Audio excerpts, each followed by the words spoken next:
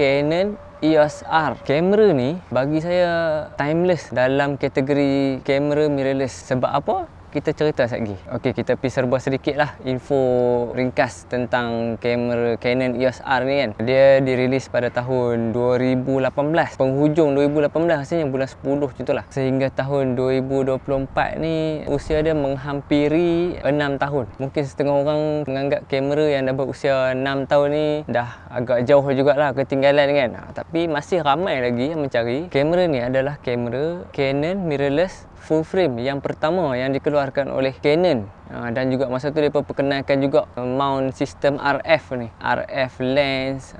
Masa tu lah mereka perkenalkan semuanya. So bila start keluar EOS R ni, ramai jugalah pengguna-pengguna kan yang membandingkan kamera ni dengan DSLR 5D Mark IV masa tu. Sebab 5D Mark IV keluar awal sikit kot, 2017 macam tu kot. Tapi EOS R dengan 5D Mark IV ni spek dia lebih kurang. Memang banyaklah perdebatan yang berlaku masa tu. Sebab Canon dah mula perkenalkan mount baru satu, sistem mount. Sebelum ni dia guna EF mount system. Lepas keluar tu dia pakai RF pula. Ramailah yang tertanya-tanya, bergaduh apa semua tu kan. Lepas tu nak dijadikan cerita lagi hebat, depa ni berdebat selepas keluar EOS RP. Orang bergaduh berdebat pasal EF, RF, pasal bateri kecil, bateri besar, pasal saiz megapiksel, button dia, banyaklah. Tapi bagi saya Canon sengaja buat macam tu sebab dia nak orang notice tentang sistem RF yang dia baru lancarkan masa tu. Waktu tu brand lain pun ada juga tengah berlumba-lumba keluarkan mirrorless ni kan. Macam Nikon D850, orang berdebat pasal spek dia dengan Z7 ataupun Z8 rasanya. Orang tengah nak adapt dengan mirrorless system ni. Lepas EOS RP barulah keluar EOS R yang lain-lain lah, R3, R5, R10, R7, R6. Tak tahulah, saya pun dah confused dah, banyak sangat RR ni kan. Saya pakai dua sistem untuk kerja-kerja harian apa semua tu kan. Satu Sony dan satu lagi Canon EOS R ni lah yang saya pakai sekarang ni. Bateri yang dia pakai adalah LPE6. Canon ada juga bawa keluar bateri LPE6 NH yang latest sikit, mempunyai kapasiti 14% lebih besar daripada LPE6 saja.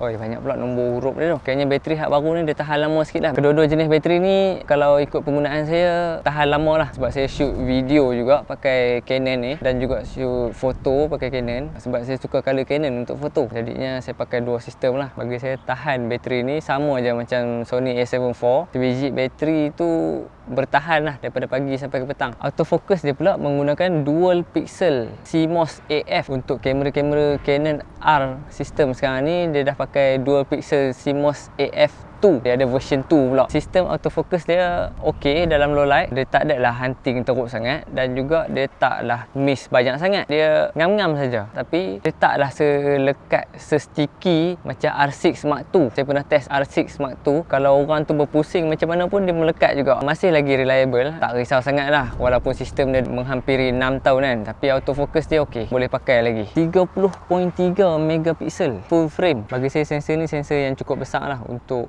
kegunaan fotografer yang membuat kerja-kerja profesional ataupun hobi.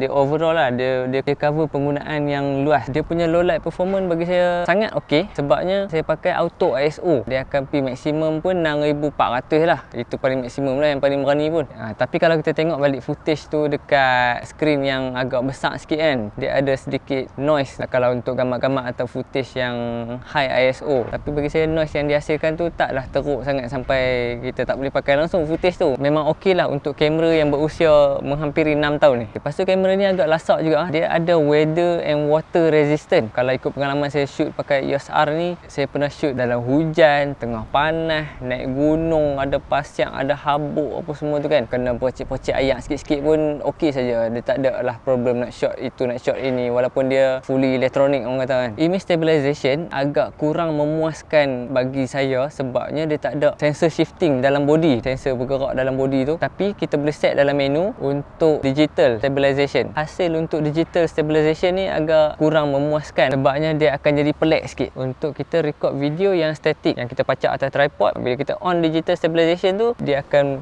ada wobble-wobble, akan bergerak sikit lah. Padahal kita shoot static je tu. Digital stabilization ni sesuai kalau kita nak shoot shots yang dynamic lah, yang bergerak, yang kita berjalan sambil shoot, sambil pakai gimbal ke apa ke. So dari segi video dia boleh shoot Silog One 8 bit dalam body, 10 bit kalau pakai external recorder. Bagi saya Silog One ni agak susah sikit lah. Kita nak set exposure, kita nak edit tu dia ada kurang sikit. Yang latest punya Silog 3 memang best kalau edit. Dia macam S-Log 3 juga. Maximum resolution dia adalah 4K 30 frame second. Dia tak ada 60 frame second untuk 4K punya. Bila kita shoot 4K dia dalam crop mode, mempunyai recording limit 30 minit. Macam kamera zaman sekarang ni, dia punya sensor dia mungkin mereka dah develop sistem yang tahan panas sikit ke apa ke, so dia dah tak ada dah recording limit tu. Bagi saya specs video yang ada dalam Canon EOS R ni sesuai untuk orang yang shoot untuk social media, YouTube, benda-benda yang dah compress lah. Okay, lepas tu bab photo shooting lah. Saya banyak shoot foto menggunakan Canon berbanding Sony. Sebabnya saya rasa color Canon ni memang dia pop, skin tone pun dapat cantik. Color Canon ni memang best lah bagi saya untuk shoot foto. Kalau nak pakai straight out of camera SOOC, saya lebih prefer shoot pakai Canon lah. Canon EOS R ni mempunyai 8 frame second dalam continuous shooting, dalam single AF mode. Tapi kalau kita tukar jadi servo AF ataupun continuous AF, dia drop frame per second tu sampai jadi 5 frame per second. Bila kita half press tu dia jadi colour biru, dia dalam continuous AF lah tu. Kita half press dia jadi colour hijau, dia dalam single AF. Saya tak expect untuk dia perform terlaju sampai 10 ataupun 12 frame per second pun, sebabnya masa zaman dia keluar tu pun dia adalah mirrorless full frame yang pertama. Jadinya semua benda dalam orang kata try and error kan, masih lagi R&D lagi. Custom button dia tak banyak sangat macam Sony, tapi bagi saya layout dia mudah, senang faham lah. Tapi ramai yang komplain pasal benda ni tau. Dia ada touch bar pula kat sini. Ramai yang cakap kurang function lah, dia pun tak guna sangat benda ni. Saya pun tak apa pakai sangat benda ni. So dia punya on off ada di sebelah kiri. Dia bukan macam kamera-kamera yang lain yang ada on off button dekat shutter, dekat sebelah sini apa semua. Agak memeningkan jugalah. Port dia pakai mini HDMI dan dia cuma ada satu slot memory card lah. Ni pun orang komplain kat dulu, ada satu slot memory card je. Tapi bagi saya okey je lah satu slot tu. Janji boleh cucuk memory card sudah. Saya paling suka touchscreen Canon kot, sebabnya kita nak kontrol apa benda dalam ni, menu ke apa benda ke semua boleh touchscreen. Dia tak ada joystick. Screen dia macam ni, dia articulating lah. Banyak dah kamera-kamera yang pakai screen yang macam ni kan, memudahkan kita nak shoot pelbagai angle lah, senang cerita. So lens yang saya selalu pakai dengan EOS R ni adalah lens ni lah, 24-105 f4. Kalau saya nak risk lebih sikit, saya pakai ni lah 70-200. Ni pun f4 juga. Kesimpulannya EOS R ni saya kata timeless tu sebab spek dia, walaupun kamera ni dah menghampiri 6 tahun, tapi sistem dan teknologi yang ada pada kamera ni tak ketinggalan jauh. Dia masih lagi boleh pakai dan juga boleh produce output yang setanding lah dengan kamera-kamera yang baru keluar sekarang ni kan. Harga dia pun dah jadi mampu milik lah, berbanding yang mula-mula keluar dulu hanya mampu tengok. Saya rasa kamera ni memang sesuai je untuk siapa-siapa yang nak beli kamera, daripada beginner, pertengahan sampai profesional. Rasanya okey je untuk pakai. So setakat ni je lah kot perkongsian untuk kali ni. Kalau hampa nak check out video-video yang sebelum-sebelum ni, boleh tengok di sebelah sini. Okey, sampai bertemu lagi.